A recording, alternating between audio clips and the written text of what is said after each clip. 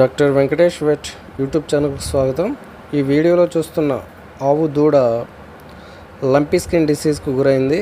తెలుగులో దీన్ని ముద్ద చర్మ వ్యాధి అని కూడా అంటారు. ఈ వ్యాధి లంపీ స్కిన్ వైరస్ అనే వ్యాధి కారకం వల్ల కలుగుతుంది. ఈ వ్యాధి దోమలు, ఈగలు, పిడుదల ద్వారా ఒక పశువు నుంచి ఇంకో పశువుకు వ్యాప్తి చెందుతూ ఉంటుంది. ఈ వ్యాధి ప్రారంభ దశలో ఈ వీడియోలో చూపించిన విధంగా దూడ చర్మం మీద దద్దులు లేదా ముద్దల్లాగా మనము ఈ వీడియోలో గమనించవచ్చు.